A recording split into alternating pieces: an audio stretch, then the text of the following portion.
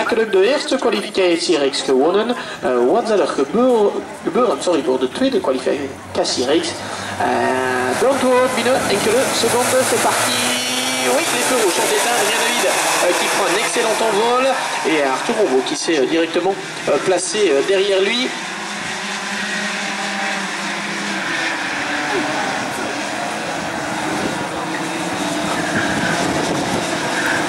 Adrien David qui emmène Arthur Ronvaux donc en deuxième position, puis Valen Janssen et Evan Becerra. Valen Janssen qui a pu doubler Evan Becerra, semble-t-il, au freinage du virage numéro 2.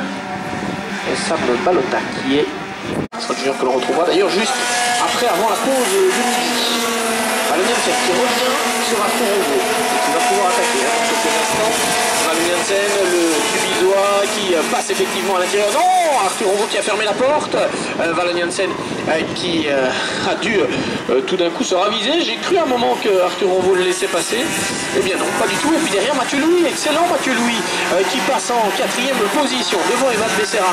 Maintenant, Mathieu Robert, non pas Mathieu Louis, pardon, Mathieu Robert qui est passé en quatrième position devant Evan Becerra et devant Sam Balota.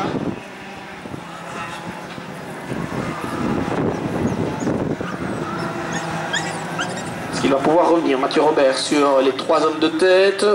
En tête de la course, il n'y a pas trop de suspense. Adrien David poursuit sa démonstration. Il tourne en 58-2 contre 58-4 à Valen Janssen lors du tour précédent.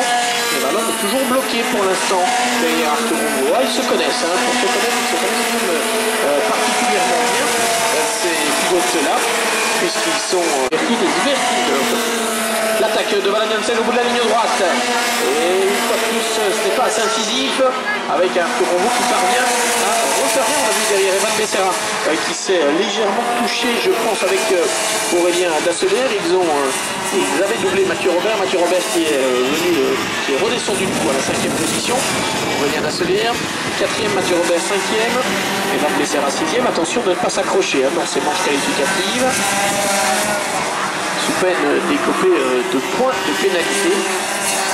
C'est le principe des manches qualificatives. Le vainqueur marque 0 points, le deuxième 2 points, le troisième 3 points, etc. L'objectif étant d'avoir un minimum de points de pénalité au terme des 2 manches. Et puis on déterminera ensuite le classement qui déterminera la grille de départ de la finale et qui permettra aussi d'attribuer une première fois des points dans le cadre du championnat après la finale.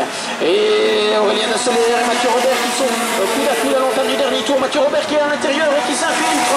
Bien joué, Evan Becerra derrière qui a voulu en profiter mais qui n'a pas pu passer devant Aurélien Dasseler et qui va même perdre une place par rapport à Sam Balota. Non, il a recroisé Evan Becerra, il est repassé devant Sam Balota. Aurélien Dasseler repasse lui devant Mathieu Robert.